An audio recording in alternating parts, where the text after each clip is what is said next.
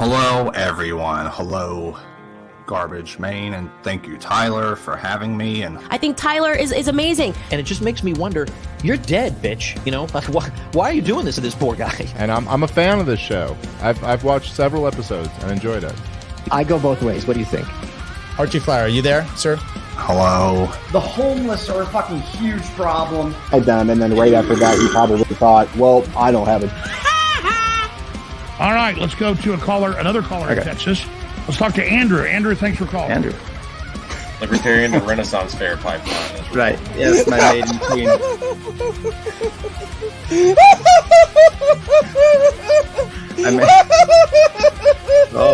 I gotta get more beer. Okay. Great. Thank you. Tragic. Andy. This is Tyler, Mary. Libertarian Podcast Review. Andy, Garbage Main. We're on episode 93. This is the beat 'em up. Tyler got in a fight. You have to forgive my colleague. He was attacked by a wild pack of Women. homosexual koalas. Right. Why koalas? I haven't been to marsupials. And anyway, so welcome everybody. This is Tyler. This is Andy. We're doing a midday show. I'm at work. Maybe I should put on my jacket. Maybe we'll do that for some law stuff. I hope everybody in the comments, let me know how everything's sounding. I feel like I have an echo, but maybe it's just this mic. You're saying it's all good on mine end. Okay. Then we'll just go with that. Here's some topics I thought we would cover today, Andy. Let me see if I got them up here. Landlord-tenant Airbnb issue. I put it under the cringe Mecox tweets. Child kidnapped by the state. Nashville. We could do an update on that. The Restrict Act. I have a clip there with Louder with Crowder, and then Trump's indictment. Which one do you want to start off with first? The one I know most about is the Nashville one. All right. The transgender terrorist has been stopped for now. Yeah, I don't think we're gonna get many more details coming out of the case. I have talked to a few people that knew the shooter in high school, and they said that they were in the pronoun brigade even then, even though it's probably pronoun brigade before the phenomena really took off. What's that mean? That they were, they were described to me as very autistic in school, and also like some fucking gender goblin type thing, but before gender goblinism really took off.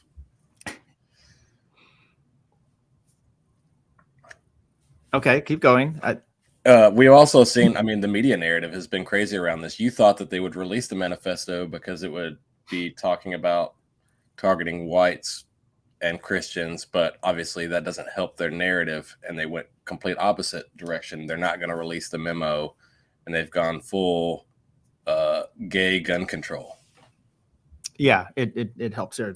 Because I think the manifesto, you can release these manifestos, and they help in a few ways. One is, the rights saying, and I think I kind of fall in this too, is these are mental health issues for the most part, right? You don't have a normal person going and doing this. You don't get upset at something that's happened in your life and then go shoot 9-year-old kids. There's a mental problem. Yeah. So unless those 9-year-old kids were the reason, I don't know. That's probably not. Well, it did say. She did say she liked to hang out on the playground, so maybe she got jumped by a gang of 9-year-olds. Well, your theory, right, immediately was that she was diddling someone and this was her way to apprehend or to subvert any kind of legal or things that were going to come out. You still stick by that? It's a possibility. Shit, I don't know. But there was a definitely delusional take that said the school molested her. Yes, I read that one as well, and it was you had to draw a lot of inferences there, and then plus the problem you have with that is, okay, so now I'm going to go shoot kids. That doesn't make sense. Those are the one you were harmed as a child. Now I'm going to go harm it, so that doesn't quite correlate. What about the shoes aspect? What do you think about that? Everybody who fell for that is a fucking retard. I by the way, I was on Unfit Statesman, Zach Brown, with Steve Poikin, I want to say something like that. It's on AM Wake Up. He has a show on Rumble. He's a good guy. And he had a guy on there the other day that was full on just buying into this shoe story. And there was a little bit of pushback. Those guys like to take every conspiracy. They make Top look like he's a denier. And they were even pushing back on, I don't know. I mean, the pixelation. So tell me about the shoes, first of all, and then why it's a bunch of bullshit. I mean, I could tell right away just because, I mean, first off, Did you gave her those shoes? It's a possibility. No, I haven't worn Vans in a long time, but I was a lifelong Vans wearer. Yeah. And I could tell easily that I was a Vans toe box on there with a Vans sole. And yeah, I mean, the Puma, there was a selectively edited like Puma picture where it cut off the front of the shoe. So you couldn't even tell what the shoe, like what a Puma front toe box looks like. So I don't know. Everybody who fell for are there any other psyops besides the shoe thing and saying that the school molested her? Are there any other psyops going around? There was one about some short OKC truther there. I don't know if that has anything to do. Oh, by the way, your shirt. So Coors was bought by InBev, right? When did that happen? I don't know, but I saw a chart on it the other day. So you're posting tranny.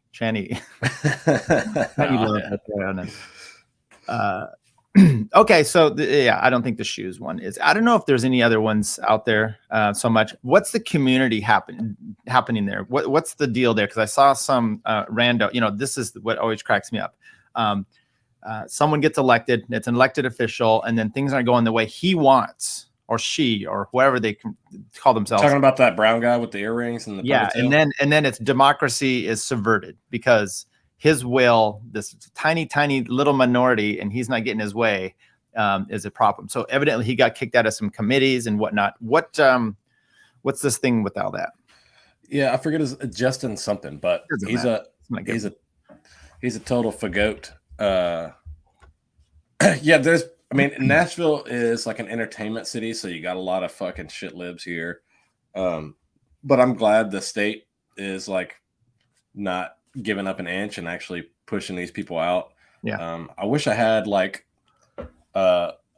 just a few pieces of gear I could go out and do like man on the street stuff at these protests that have been happening here, because I would have loved to have gone down there and talked to these retards. But yeah, they've pretty much activated the children. I took my daughter to school this morning and I saw a kid outside the school wearing a shirt that said protect kids, not guns, and the teachers were wanting to take pictures with them and stuff. It's all very gay. And yeah, I've talked to some of the neighbors down the street, and I mean, the thing about Nashville is there's not many natives left here. Everybody's kind of been pushed out, but like Tennessee has quarantined the fucking shitlib virus to only 2 counties. So for as big of a population size as Tennessee is, pretty good. But yeah, I mean, the general sentiment right now is a bunch of shitlibs wanting to ban guns. But if Tennessee would propose some type of extra gun legislation or restrictive gun legislation, I guarantee you it would be gun rights activists down there tenfold whatever these gay kids have done. Yeah. So do you know much about that? Evidently they were touting him as some sort of the guy that was the legislator, local legislator there. It's like, super young, he gets into office or whatever, a David Hogg knockoff type of thing. And do you know what was happening? Was he they kept saying illegally voted out of committees or whatnot? I doubt that's the case. But do you know any of the details there? No, I don't. I know that he got elected just a few years ago, and it seems like he's really trying to ramp up for a national campaign bid anyways. Yeah. He's just an attention-starved idiot. He's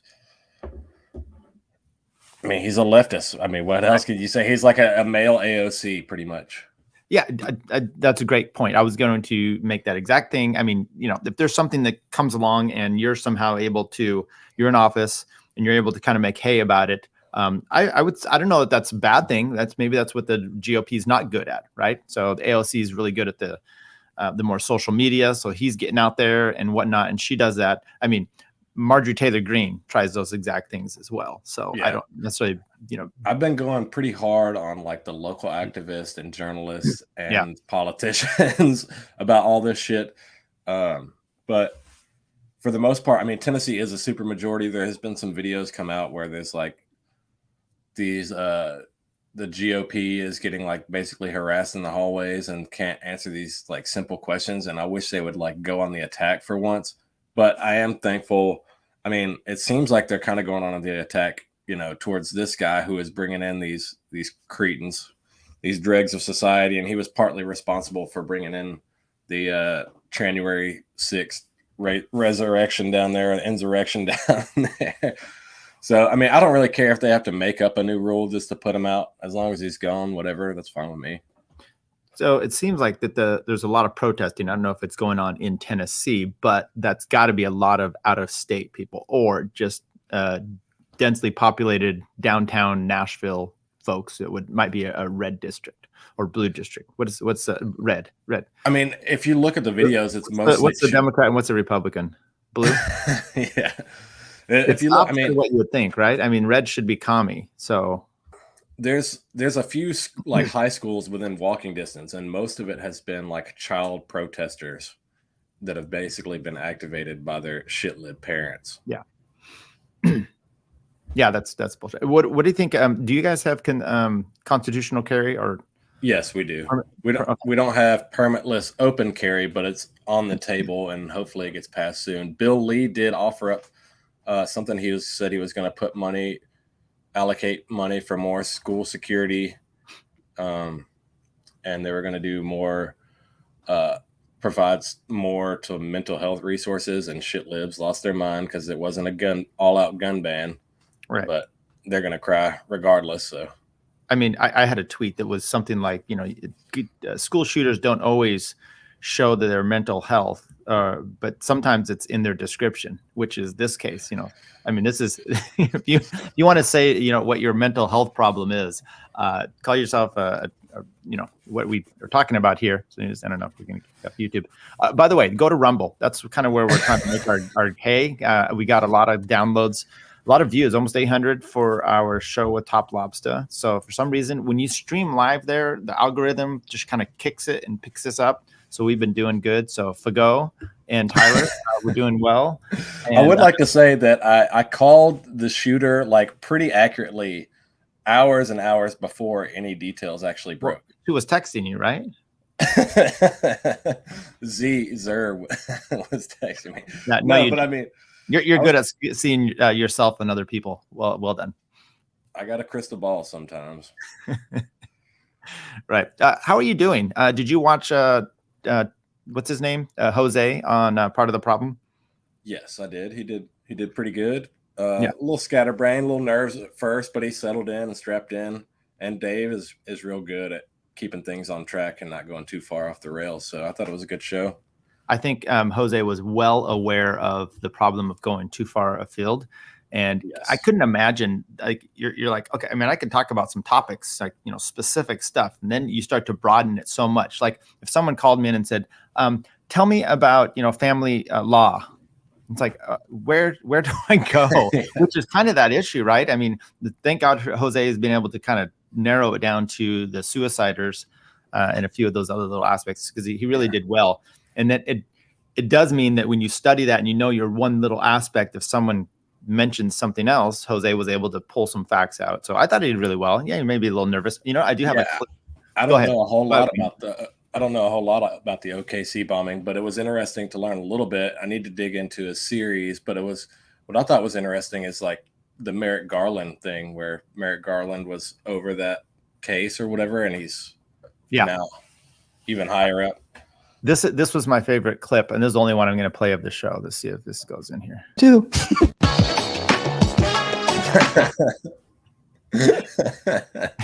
That's pretty good. Should we play that one more time? Yeah, let it rip. Okay. I love you too. Okay. That's good. So that was Jose at the end there. I was like, what do I?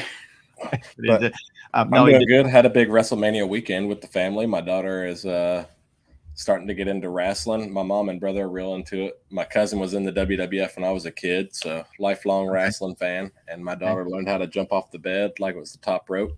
So. Okay. Okay. And you probably incorporate that when you go on dates. So that's pretty solid. Yes, actually. It works out well. Okay, good. Well, I'm glad you had a good time with that. We're going to do a show over the weekend, and then I did. You know what is interesting? So I put up this giant. Don't talk. I put up this big pergola thing. It's like this 10 by 20. It's this huge thing for a backyard. And while I was doing it, I had this rubber mallet on this on a ladder, and I moved the ladder and I looked up, and this thing fell off and hit me smack in the face. But it hit me down here. I don't know. This is I'm going back to the doctor. I've got some sort of like reaction. We know what happened. I also got some sunburn. I don't know if that's to do with it, but man, it's uncomfortable. It's like I don't know.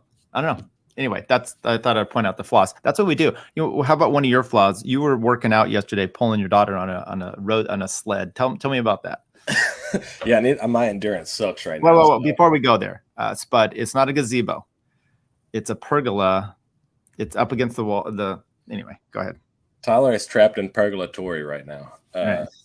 He went to the gay area. 900-pound gazebo, though. You're right. Right now. He went to the gay area, Compton, and got beat up by a bunch of big black dinguses. Right. But no, I mean, my endurance sucks right now, so I'm just working on getting in shape, and I need to get my bicycle fixed so I can get my stamina up a little bit better. I need a chain and a rim trude, and then I want to get they make these like metal skateboard racks now, so I'd like to put one of those on there. Yeah, there you go. We got some pretty solid greenway trails here too. Oh yeah. It will definitely get your bike going. I've been back riding, going to the gym as well. So I've had this IT band issue we can talk about at some point, but I think I'm finally resolving that. It's been months and it's been not fun. Okay. So any more Nashville news? I mean, I feel sorry that you're having to live through all this here. Wait. There is more to the Merrick Garland story. Holy shit. There's more. Okay. Well, wait, there's more. Okay. Keep going. I don't think there's any more Nashville stuff going on. They were saying they're trying to ban gay marriage. Andy comes out of the closet for his Coors shirt and bike riding. Yes. Okay.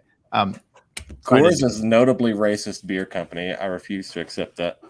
I've met Pete Coors before. I sat right behind him at a game at Coors Field. Super nice guy. And he was there with his daughter and like her douchebag boyfriend or whatever at the time, and we got a foul ball, we're only a few seats back, so a foul ball comes in there and it lands like right in their chairs, and this douche that was sitting next to me, he like pushes them aside and grabs it from him. I'm like, it's and then they kept making the jokes, do you have anything else besides Coors? And Pete's probably going, I've heard this all the time, but anyway, that's my one claim to fame. Go ahead.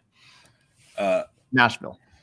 I think there was something about banning gay marriage, but I think it just allows people not to like consummate a marriage or something like that. I don't know a whole lot about it, but they should. This in Tennessee. They were trying to pass the drag show ban for children, and they did pass it, and then a federal judge struck it down. Yeah, I didn't look at that closely. What do you know about the reasons for striking it down? I'm not sure. It's probably some progressivist federal activist judge. That's all I can tell. I don't know. I think about this terms like just locally. Like I wish Tennessee would just go ahead and enforce it anyways, and dare the feds to come in and enforce it the other way. Gotcha. Yeah, I mean, there's some battles there that we can talk about. By the way, I'm going through my Tom Woods. I'm through episodes like 1300, and a lot of good info. Some really good Brian McClanahan stuff in there. I did try to pull a clip of Safadine Amus. He's just insufferable, but and Phil Magnus, just to show that I don't hate too much. Anyway, well, that's good. Well, man, I've been listening to a lot more Brian McClanahan lately. He's just really good on history and primary documents and just the philosophical arguments around so many things. And it's fun to see like where progressive originalism comes from as opposed to like constitutional originalism and how they differ. And I don't know. McClanahan's one of the greats. By the way, one of the ones, and I'm going to emphasize it here when I do my Tom Woods thing, he has on Owen Benjamin. I think this is around 2016, 17. So Owen Benjamin comes in. He had just kind of been blowing up. He'd been doing stuff to Crowder and whatnot. And he talks about in there about, people taking on and doing debates. He goes, like Ben Shapiro. And then he goes, I love Ben Shapiro. And he spends like a minute going off on Ben Shapiro. So, of course, I'm including that in my podcast episode review because I would be interested to see, people change their opinions on all kinds of stuff. And it would be interesting to see kind of where he is. I mean, Tom Woods, one of the things he had early on, he had that racist that was on the Charlotte Unite the Right. What was his name? He was a libertarian, and then he kind of went off the rails. And he was on Dave's show as well.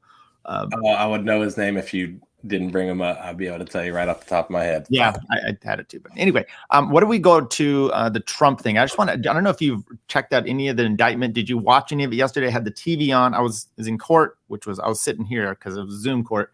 And Christopher Cantwell. Thank you. Thanks. Hey, say what now? Or did you come on JC, or did you come up with that with yourself? I saw the hey, say what now, but I remember I saw Cantwell and I remember. Good job. So anyway, I have this TV on, and it's, Trump's motorcade, and it reminded me of the O.J. Simpson thing. So, going, with the alkalines in the white Bronco. And I was like, what if Melania Trump is driving the getaway? What would this look like?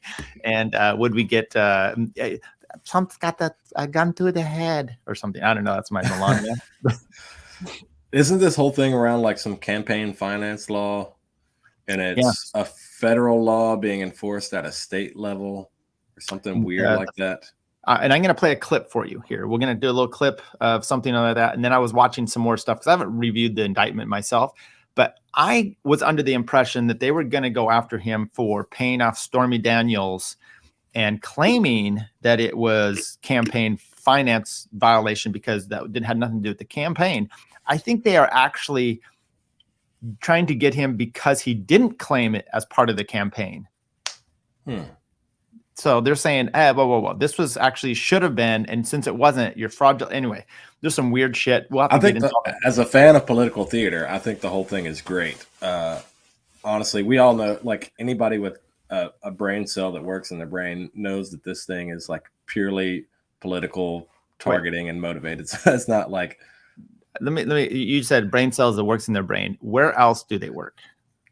I got a few in my nuts, but well, I don't know how they got there. You know what? In your defense, thinking with your dick, it did get me through high school. So, yeah, my apologies. Okay, so let's play this. This is Legal Mindset. He's a YouTube guy that I enjoy, and I was actually gave him a little super chat thing here yesterday. But he does plays a clip of Bolton on CNN.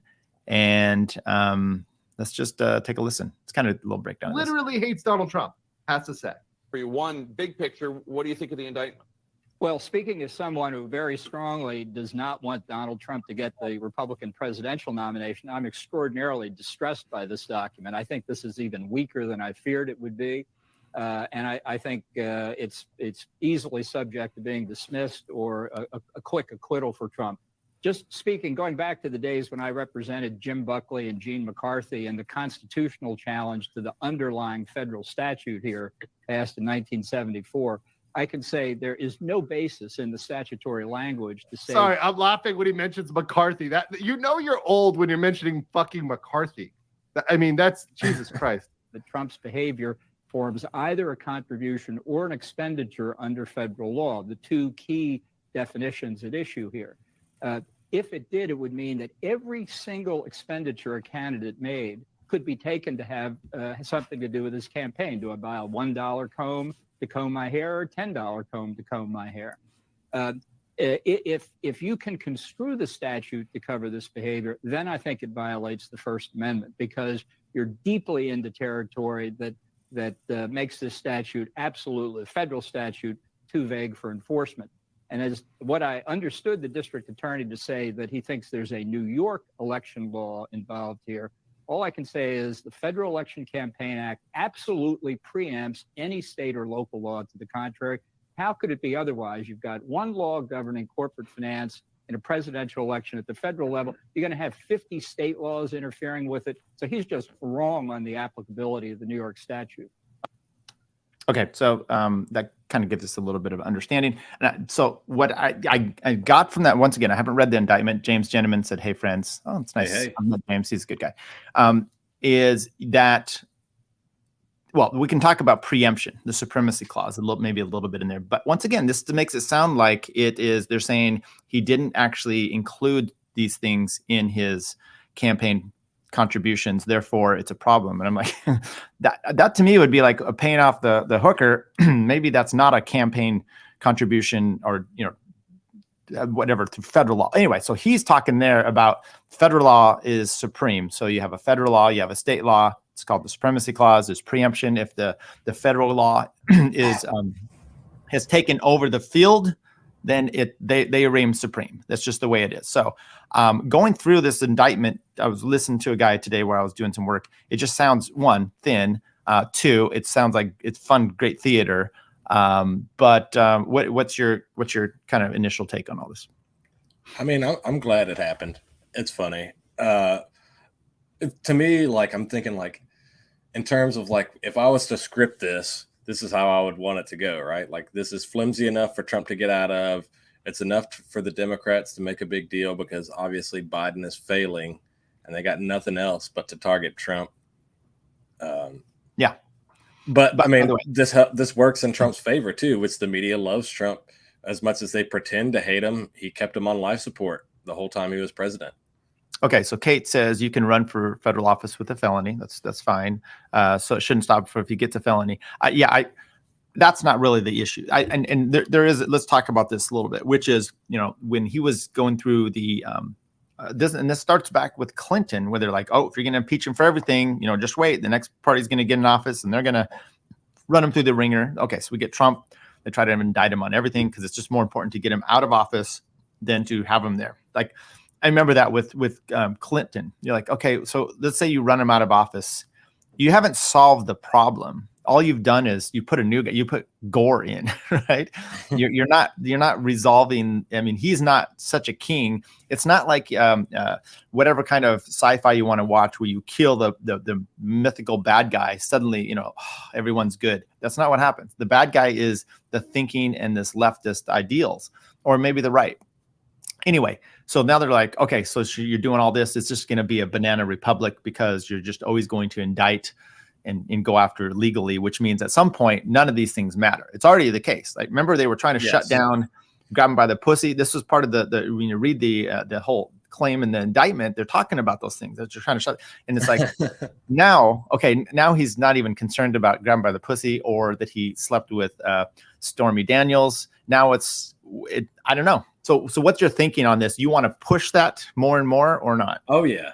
Yeah. I mean, I think the sooner we get to, like, blatantly obvious banana republic, I mean, we kind of are one, but the more and more it becomes obvious, especially to normies, the better. I mean, I want states to secede, or at the very least, like, strong federalism. So I prefer states to secede. I don't want to be a part of the union.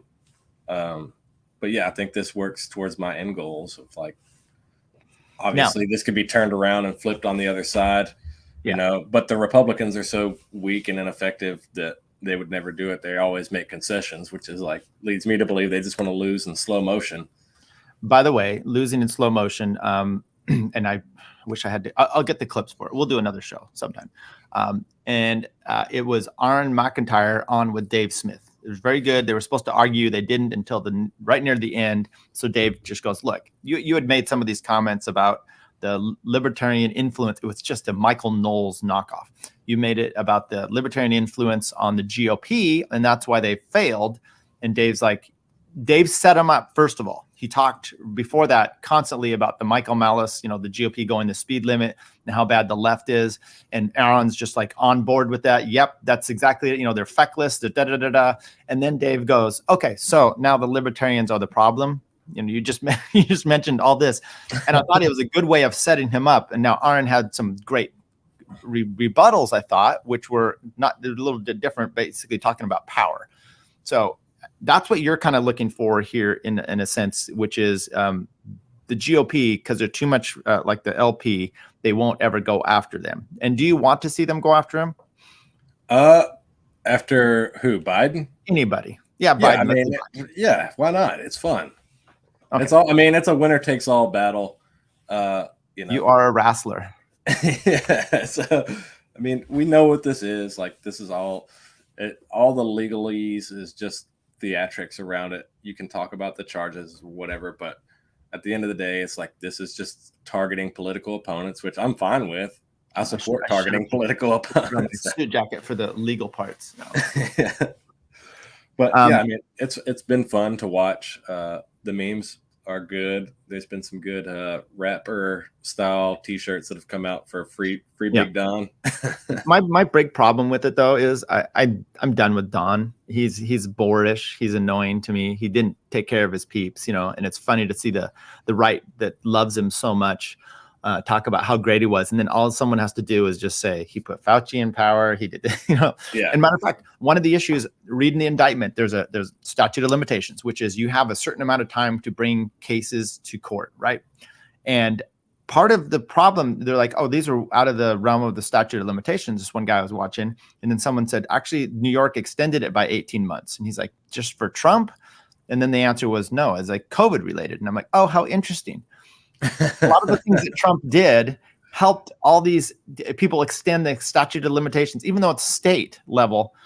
His leadership enabled a lot of these things, and he may be, maybe screwing himself over for some of this. I'm flipping through this TVs because I don't have cable. It's just like off of Roku. And so you either get wacky lefty TV or you get like OAN, Newsmax. Those are kind of the ones that they. So I'd never watched these, so I was just kind of clicking through. And this lady on Newsmax was just, oh, DeSantis has to quit. It's unpatriotic for him to go forward now because Trump is going through this. And I was like, it cracked me up, right? That somehow now DeSantis is it literally said unpatriotic for not dropping out of the race and just handing it over to Trump. What do you think of that? Well, I will agree that Trump is a fagote. I liked what DeSantis did. He said he wouldn't extradite and called out Soros-backed DAs, and then he got called anti-Semitic for that, which is funny to me, given how much Ron DeSantis supports Israel. He's got his own custom yarmulke, right. And signs anti-BDS laws for Floridians in the country of Israel. I mean, it makes sense why like a right-wing political pundit that's up Trump's ass would say that. I'm all for signing anti-BBF, big black females, maybe. I don't know. And I think that the logic to take away from, and yeah, I was listening to a different podcast where they take on the right a lot for, I think it was the Fifth Column, for anytime they make comments about George Soros, like Glenn Beck has gone out, George Soros and Crowder and stuff about him being a Nazi sympathizer type of thing. Okay. And they kind of rip in that because I think there's some nuance there. But even them, they're like, it's not racist to say that Soros has funded all these things. That's not the racial component. No, the racist part is mentioning his name at all. Right. But he's out there vocal saying he's funding these things because he wants DAs to decriminalize all kinds. So, this is out there. I think what you just said too about DeSantis and getting blamed for, the little hat on his head when he's out seeing the wall is, even though, and then doing this, that he's somehow anti-Semitic, is you can't, as a right winger, suck up to the press and expect anything good to come about it. John McCain tried these kind of things. You can't go out there and like, oh, I'm going to do this. Look at me. I'm going to go on the wall and have my little hat. And then later on you say George Soros and they're like, yep, anti-Semitic. And you're like, okay, well, what the heck? Yet on the other side, you can do the most egregious things and you're just fine. So, yeah, I mean, it makes you question why DeSantis is loyal to Israel in the first place, right? Because no matter what he does, they're going to still call him anti-Semitic. So it doesn't make a difference what he does. I think we need some clarification here. So Aaron was on Dave Smith's Part of the Problem. Then Jose was on, and they both came out very soon at the same time. Okay. I haven't seen the Aaron one yet. Yeah, check it out. It's actually good, but like I said, then at the end, it's somewhat frustrating. And he comes out and he says, I'm just, we're podcast show is what we do. He comes out and he says, when I take on libertarians, I mean reason kind. Not you, me, Cox, and that's this. And then he tells Dave later on, well, maybe you should change the name of it and some other things. And I'm like, you're a pretty smart guy, okay? And you can easily, you're a writer. So when you're writing, it's easy to define. He had some neo-reactionary is how he kind of wanted to be defined. So you're able to define very specifically yourself. Yet when you're talking about others, suddenly his excuse was like, oh, no, I wasn't talking about them. I was just the libertarians. You can't use the same I'm lazy on one side and I don't know. And then on the other side, be very specific. It was a little bit disingenuous, but it's the way you can do it to couch it into your own frame. I don't know. Yeah, I think it's interesting. I know that he has at least claimed to have read some Hoppe and to not know like some of the terms that we call them. Like, I guess calling them libertarians is fair because even Rothbard and Hoppe call them modal libertarians or la libertarians.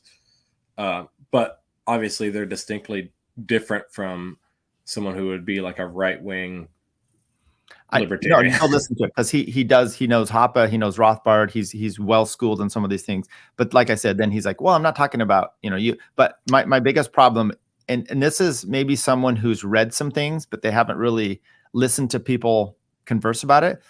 He called Hoppe hop or Hoppe. Well, some people do that. I've heard that before. Does Hans Hermann Hoppe call himself that? I don't know if I've ever heard him say his own name. Yeah. Well, people that we know, let's say Stefan Kinsella, Michael Malice, who've met him, Stefan Kinsella, he calls him Hoppe. So, well, Stefan Kinsella is a white trash redneck from the trailer park. He wouldn't know any better. All right. I don't have a problem. Aaron was good stuff. JC says a lot of far right types are kind of lazy when critiquing libertarianism. It's usually Cato, fakitarian types they attack, and then that's it. That's what his point was. Then he's like, but I don't mean you. But it's like, but you're arguing with Dave online. I mean, then distinguish between these two. It's very easy to say. I mean, I don't have a problem with it. So, it seems a little nitpicky, Tyler. Very fair in behavior. Well, I was going to ask you, did John Bolton sock you in the eye? Is that what happened? He's got an injured arm. You know what? I don't know why Spud. She was taken off on me the other night on one of these in a group chat. Now she's coming after me here. Yet she's in here. All I can say is, let's see this. I love you too. There you go. I got to get that queued up better. Okay. Nitpicky. Let me talk about that. So it's not nitpicky when he says this whole group of people is pathetic and they've caused the downfall of the GOP, which is wrong, and all kinds of other things. And then you push back, and Dave's like, "Well, that's not me." He's like, "Well, I'm not talking about you, but you just use that same umbrella." So but I could even those types, Cato and Reason hasn't been the downfall of the GOP. You have Mitch McConnell. He's not a Reason libertarian. He's not a Cato Institute libertarian. No, and that's I did a whole show on going through the Michael Knowles stuff, and I think that, and what I prefaced it with was him on Michael Malice talking about anarchy, talking about libertarianism, and he gets a very good foundation and arguments from Malice, and then he goes on to argue with what was Radowski or was Luke? Yeah, Luke that was on there, and he just shits all over all the premises, and Luke is just being baffled. So. Maybe speaking of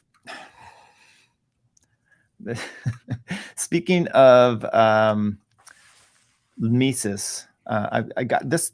They're starting to. I'm having some problems with them recently. Oh, you are, huh?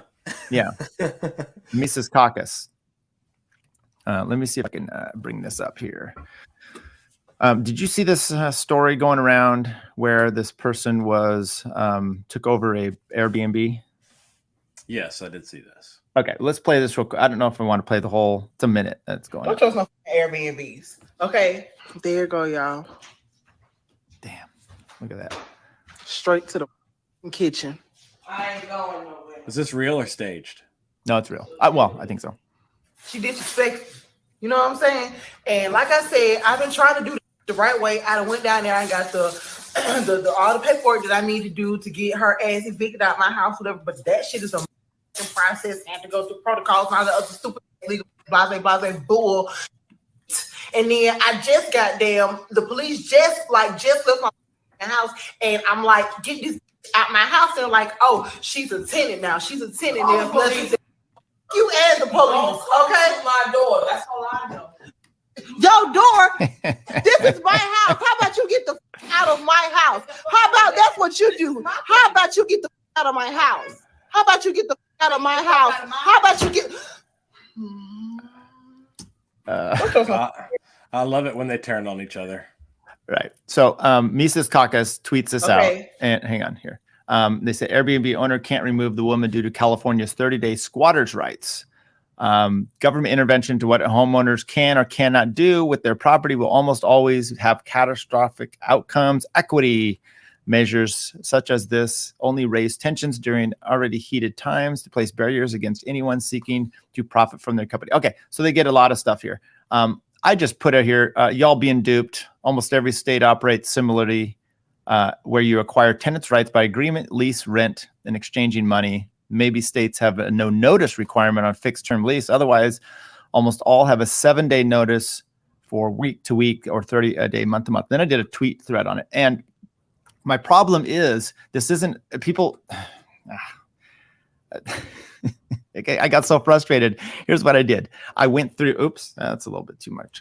I went through each state and I looked at their tenant landlord relationships and their notice requirements. Because here's what's happening. Because the first glance, you're like, yeah, this is ridiculous. But why is it we're not just flooded with news stories of this, right?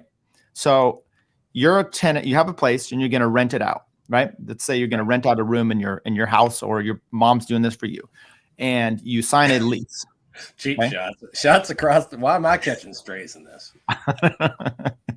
I wanted it to really sink in so we can have some understanding. So you rent a place, you have a lease, right? Maybe it's month to month or year to year. When that lease is over, typically they go month to month. If you don't sign it again and it's just you're going without a lease now, okay, it's month to month. So you have a tenancy in place. And to be a tenant, you have, it could be verbal, it could be a contract written, and then money exchanged. That's kind of how that happens. Airbnb has this, okay? The problem these people are doing is they are then leasing out their Airbnb for more than 30 days. This is notice on Airbnb's, websites and stuff to be careful about these and check your own states. So this lady has an Airbnb. She gives it to this lady for over 30. Now they say squatters' rights here. Mises Caucus. That's bullshit. Squatters' rights. Renters' rights. Huh? This is renters' rights, right? She's become a tenant. Michael Heiss has rented his apartment to someone for 30 days. Now that person is done. How do you get them out? You've got to give them notice. Each state has there's states besides California that have much more restrictive notice requirements. Some have none at all. It's like 7 different states. Some are like, 7 days. Most of it, if it's 30, you've got to give them 1 or 2 months notice. So they move in, you're going to give them, boom, you got to immediately evict them out or have a fixed term. Some of them say, hey, look, on a fixed term, you don't need any notice and they're done and over. So it's not really an issue. Anyway, so it's not squatters. You're talking about someone trying to take over land, and they have to be there like 7 years, continual use, abandonment, all these things going on. It's bullshit. So I got really kind of upset with, and I did a long thread. You can go check it out there, kind of pushing back, because this is the Mises Caucus stirring. It's the right does this.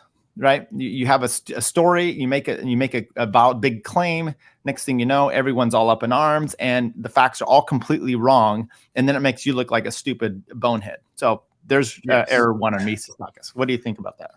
Yeah, I mean, the Mises Caucus should be good on these legal rights, especially when it comes to property ownership or rentals, right? You would think that they would kind of vet this or ask, do they not have like a lawyer, that's a Mises Caucus member that they could ask?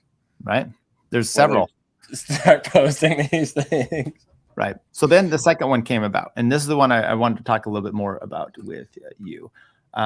Did you take a look at all this one in California? This. I didn't watch the whole video. I saw Patrick's thing, and I just kind of chimed in a little bit, and I saw the replies in there, and I was like, wow, all these people are fucking retarded.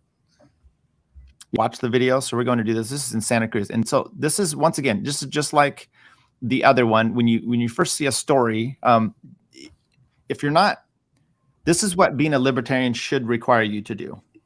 Jose's done this with all the OKC stuff. You don't just buy the narrative that's being spit out for you.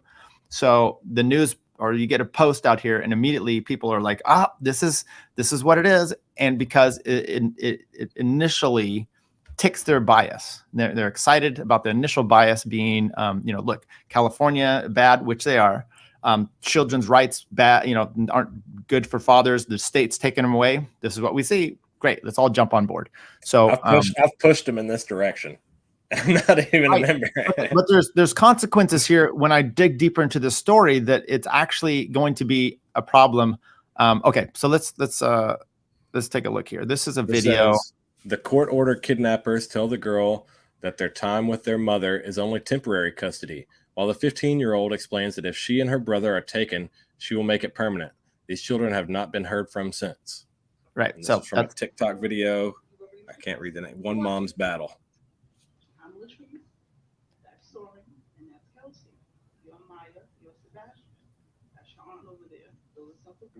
I kind of want to get to the main gist. They're talking to him. I don't really care what the kids are saying. I don't care what the kids likely heard us, so there's no way you're gonna hurt you. So it's a CPS. Force us to get there. Reading into the story, no, it's actually a private. This is where Mises should really check their shit. This is a private company. Need any part of that you're hurting us. Okay, let's get to the shit. We're not safe. It has anything to do with her. If it's what she wants, we're not safe. You're putting us into an unsafe situation. You're helping them put us into an unsafe thing. Okay, they're talking about mom, and then let's just get to it here. Oh, this video doesn't do it, but I guess there was another one where they drug him away. Okay, so scroll down. It says show this thread. Oh, there. Maybe this is the one. The corruption of the family court system on full display, as these children are forcibly removed from their father and taken against their will to their mother, while the children beg not to go, explaining that she sexually abuses them. Yeah. Okay.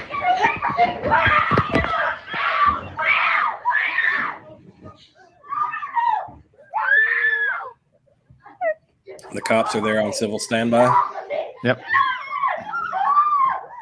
I have a problem with his car, first of all.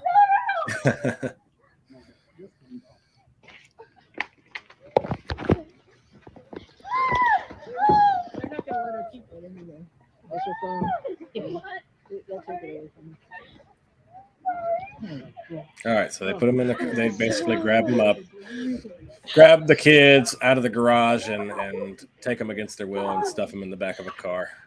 Right.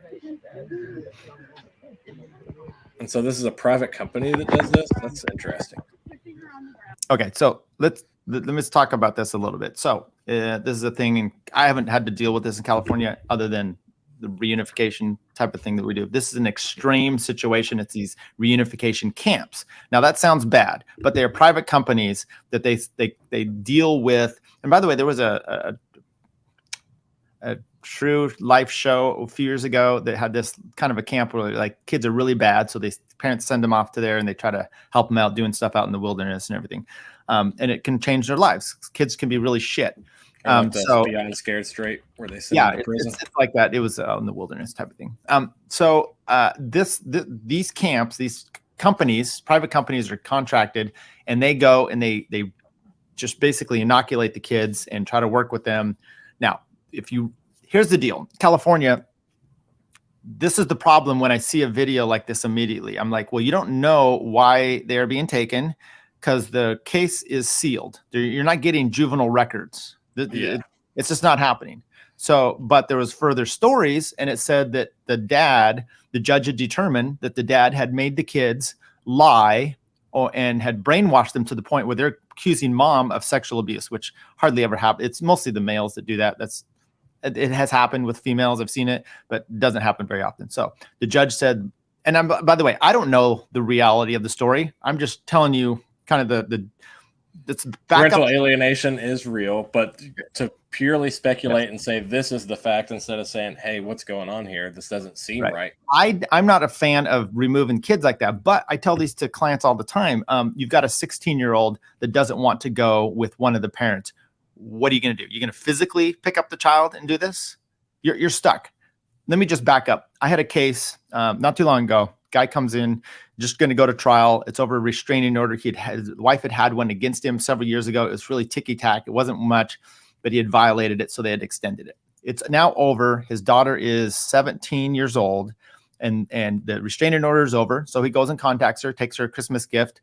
They file a restraining order on him again because he's there. But he's like, it's the restraining order is over. So we do a trial. Mom has now moved on to her partner is Frank, but Frank's really Francine, who now has a beard. Okay. I'm supposed to be. So mom's got this new relationship. She's a lesbian. Standard Californian relationship, right? Yeah. Yeah. So, when it comes out, the daughter is testifying and she's all emotional and she hates dad. He's so dangerous. So when you cross-examine, this is a 17-year-old the judge wanted to hear from. I usually don't do much. Let the judge kind of say it. But she said that he tried to kill her once. So I'm like, I got to know what happened. Well, he's driving me to a friend's house for a birthday party. He's using the GPS. The GPS takes us down this dirt road. I was about ready to jump out because I knew he was going to kill me. He said, I think this GPS took us down the wrong road. And he turned around and took me to the friend's house.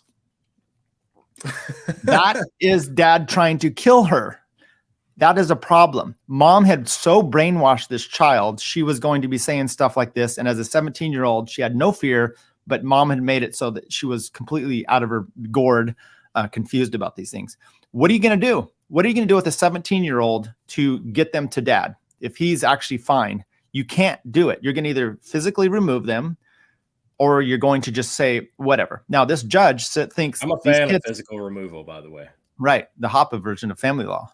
This judge, I'm just taking it. This judge seems to think that, okay, they're young enough. We're going to, because what these camps, if you start looking into what these camps do, the majority are trying to get an alienated child away from mother so they can inoculate them and have a relationship with the father. So we're going to Mises Caucus is now, on the rampage about this with not knowing the facts. I don't know what's really out there. True. Maybe dad was the alienator and mom should have. And so this is your odd chance to step in for men's rights. But what are you going to do what if these alienation camps have been helping fathers reunite with their kids that mother has fucked over for years? Yes. What are we doing now? Or what if both parties in this video are actually, pieces of shit, parental alienators, Yeah. I mean, it works both ways. And yeah. I mean, for something like that, I would want to be real sure of the facts before I just start chiming in. Like they did share that one from the trial, right? Where they're trying to give CPS qualified immunity. Yes. And I thought that was pretty good. And that was pretty on the money.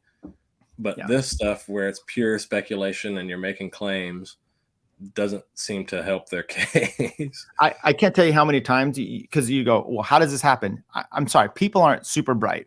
There's text messages, there's recording, all kinds of things. You end up going to court and you can find out this alienation stuff. Then what do you do about it? I can't tell you how many times the judge is like, okay, we're going to have a reunification. What that is the child goes to a therapist, they talk to them. And when the therapist thinks that the child is ready to maybe be re-engaged with the parent, father, they will then try to reunify those two with therapy. A lot of times the kid is like, fuck it. I don't want it. I don't want anything to do with it. And what do you do with that? Because almost every side of the coin is either alienation or the kid doesn't want to be there. Which is it?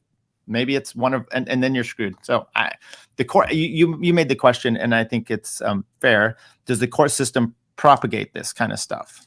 Yeah, do they incentivize this kind of behavior? Like if you're going to go at it from the angle that I would expect the Mises Caucus to go at it, like the state doesn't help parental rights so much as, there's going to be these conflicts, and you and I have talked about this before. I mean, even in a stateless, polycentric legal system, you're going to have divorce or custodial battles. It's just going to happen. Yeah. Whether you want it to or not, it's just going to happen. What is the best way to negotiate the conflict down, and what's in the best benefit of the child or children? And, in my experience in the court system, I understand, and this is just anecdotal, but I know that it almost works to ramp up conflict. So, I mean, I'm sure there's better ways of going about this. You know, no one wants to see these kids snatched up and thrown in the back of a car. But at the end of the day, we don't know the story. There's two sides, and then there's the truth. Are you telling me I've never done that to my kids? Fuck you. I picked them up and carried them around. No, and I don't know if the court so much as incentivizes it as it helps propagate it. In other words, it's an adversarial system in general. So you get two parties in there ready to fight, and then it allows for one party to do this. And oftentimes you don't get a trial over everything. It's just a hearing, and you don't always get to the bottom of all of it. Now, one thing that's interesting is, we're watching this and like, but the kids, this 11-year-old and 12-year-old, whatever, they're telling everybody that dad is molesting them. Therefore, it is truth. It's like, well, okay. First of all, or mom, rather, right? They're saying mom's the molester. Mom's the molester. Yeah. Sorry. I didn't mean to impugn anybody here. Now, in some of these articles too, you read and they're like, the kids voices aren't even heard in court. Well, they are. It just depends on the age. And I wouldn't give those, you're going to take their points and then you're going to try to investigate them, but you don't take it as seriously as it's maybe a 16, 17-year-old, definitely not a 3, just like you're not going to let them change their gender at those age. So we don't want to take them because they don't know what everything is. Like they can speak their truths and experiences that happen, but you gotta touch it. Be a little careful with some of this. It looks like we've triggered Kate a bit, which is good. So let's go through some of these here and take a look. So she says, "What would this happen if the people didn't feel like the state's horrible decisions were something they have to follow?" Good point. However, this is a private company and they want to follow, they want to get those kids out there. Could be a problem with that. A lot of CPS agencies are private companies that contract with government. True that. Or they are court ordered, such as private companies. Yeah, we do that all the time with mediation. You can utilize private mediation, which they can do a whole forensic analysis of the families and psych evals. They do very good work, and a lot of times, almost invariably, when I have a good client and they're getting the shit in, even dads, I send them there, and they come out with great results. So, some of the people. What else she say here? She says there are a ton of corrupt reunification therapists that prolong the process because it's court ordered, and you have to pay for as long as the court says. I'm not saying they can't be corrupt. I'm just saying there's more to this story than just the pure speculation. Kate, look, what Kate is doing is exactly what we're doing as well, which is skeptical of a lot of these things. I think that's entirely the way to go, and to go into these things. I just had two dads recently. Both had the kids from when the child was young, because mom was kind of, both of them druggies and piece of shit, and these dads are great.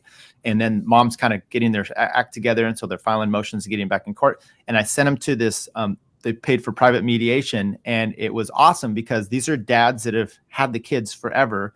And this lady that did the mediation private came out for dads because they're good, and she really dives into them. She has to get cross-examined and whatnot. So, but yeah, it's not all the case. I've had some really shitty ones too.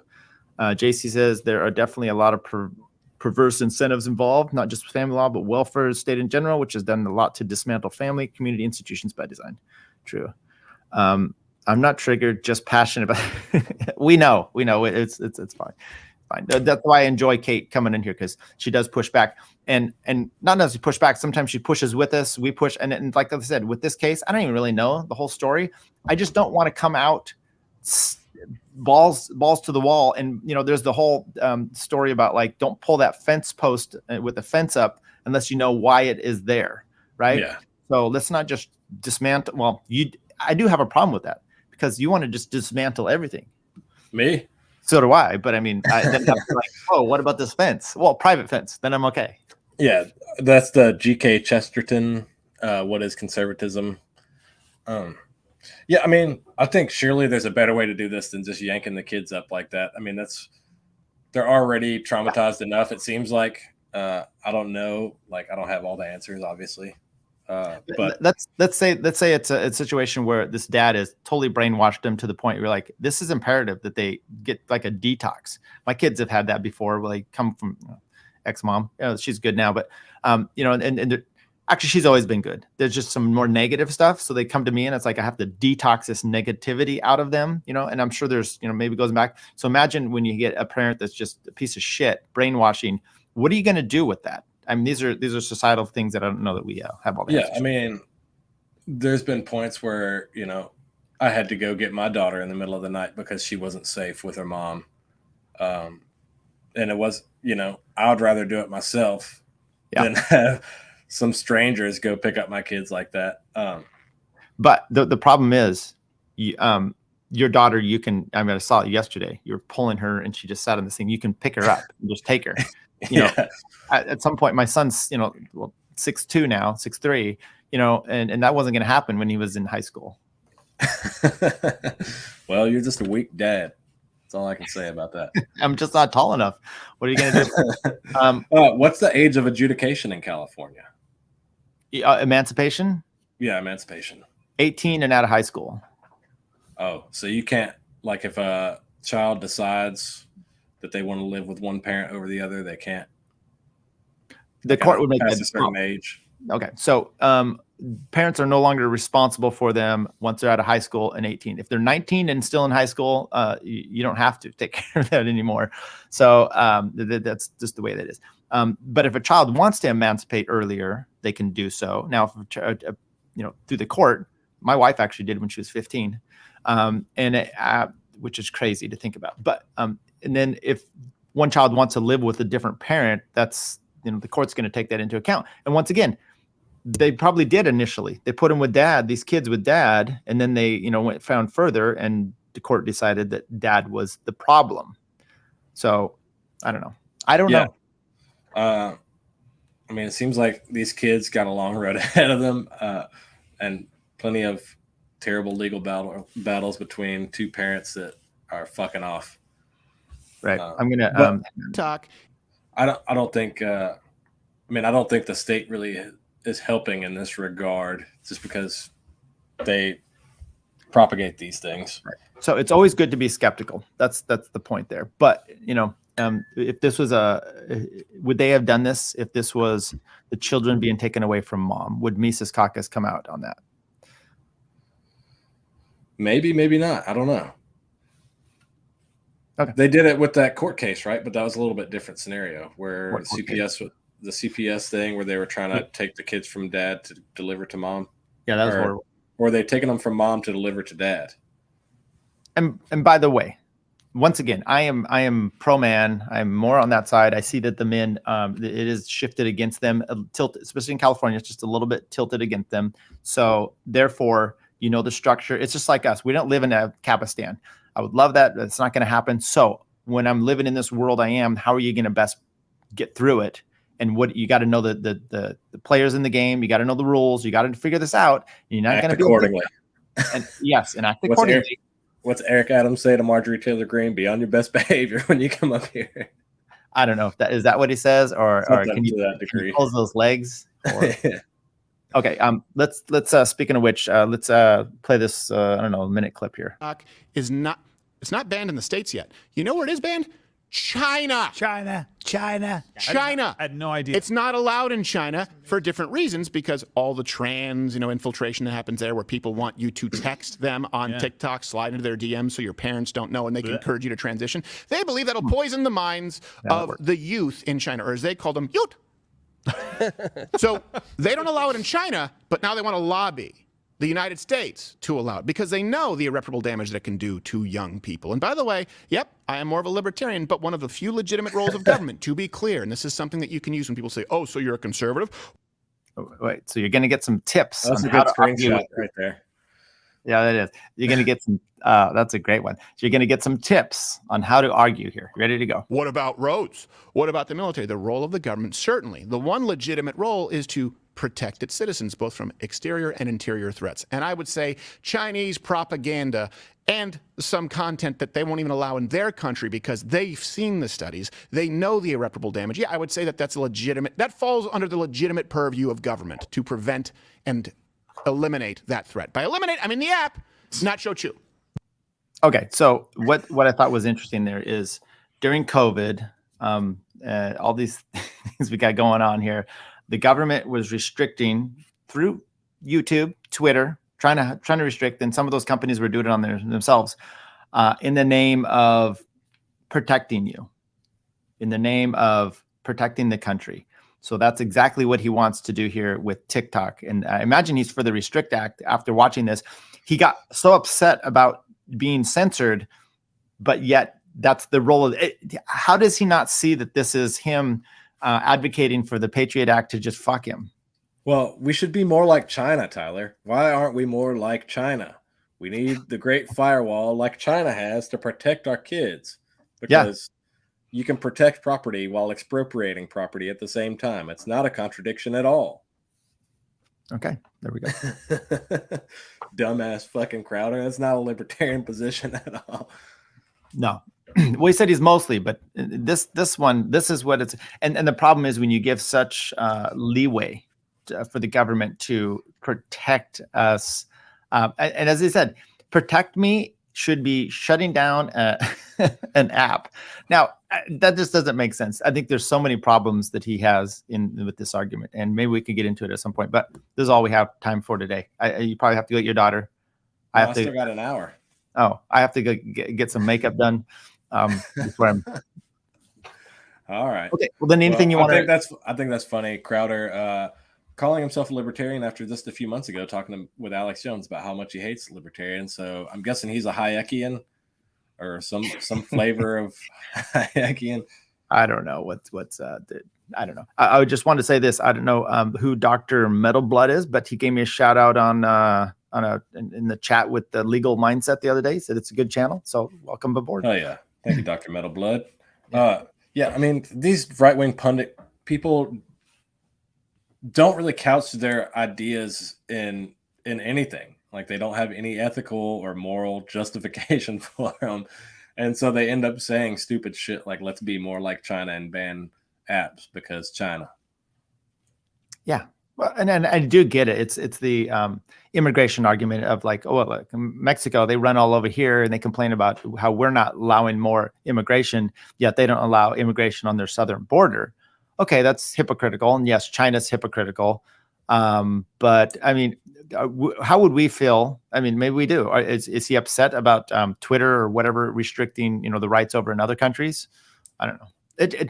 Once again, this Restrict Act has nothing to do with TikTok necessarily. It's just another backdoor way to get into it. So, yeah, it seems from what I've read, it seems like it gives basically intrusive license to the government to basically be in all of your devices all at once. Everyone go block James Gentleman. He's preferring another show over ours. No, we're about ready to head out anyway. So who's he going to go watch? Smots. Who? Smoltz. John Smoltz is a pitcher now turned broadcaster. Dan Smots. I have no idea who that is. I legitimately have no idea who that is. Oh, okay. He's the one that he does a lot of video stuff for the Mises Caucus and the LP.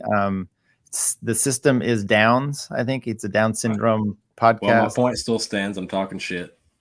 Who? Not important. There's an S on the end of that down, JC. So, okay. When do you want to do this again? Whenever. Okay. I'm going to be on the Hapitarian podcast in 2 weeks.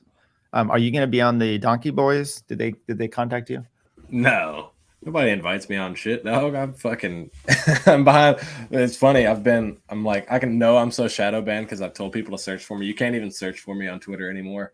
But so my thing about the baby powder being linked to cancer and Johnson & Johnson having to pay out $8 billion today, it's been retweeted by 20,000 follower accounts and plus, but it's only got like 30 likes, and I know the views are suppressed. So I'm not really worried about it. I care about I've been stuck between 1980 and 1986, 1,986 followers for almost a month. I'm like, some things have happened, like especially the Nashville thing. I got a lot of good engagement, and I'll lose a few, I gain a few. It just doesn't happen, and might have to show some tits.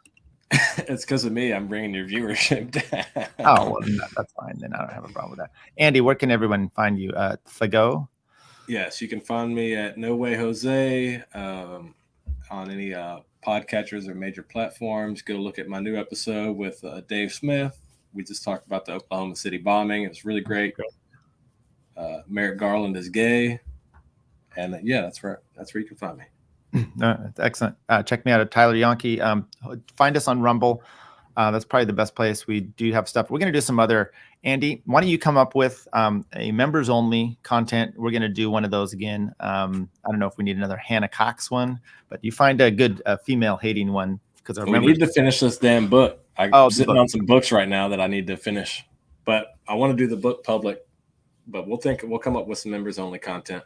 Okay. But yeah, I'm up for Friday. If you want to do another show on Friday, let me know. People will check us out there.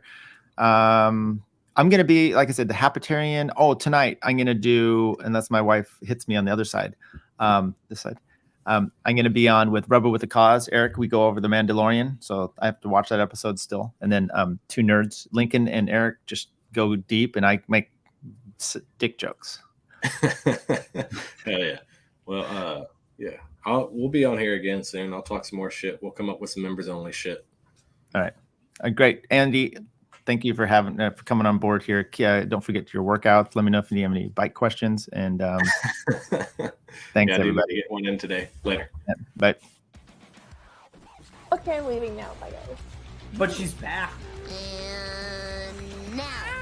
Chick-fil-A is completely overrated. It's not that good. I prefer Zaxby's. I prefer Popeyes. Takes a tough man to make a tender forecast, Nick. And I guess that's me. Keep fucking that chicken. Should I vote for Dick Cheney on the Libertarian Party? Do I have an obligation to vote for Dick Cheney? I would say so. Yes. Did it work for those people? No, it never does. I mean, these people somehow delude themselves into thinking it might, but it might work for us. That one dude was like, not a podcast. I can't find it anywhere. And they don't have video. Oh, yeah, Peter Janke. Yeah. Yeah, I blocked him. I'll do it. If he unblocks me, I'll... He'll buy your shirt if you unblock him, Bert. He's a wigger. Yeah, nothing cooler than a 49-year-old wigger. I just started live streaming. Cut me some slack. I'm pretty high tech for a boomer. But anyways, boomer.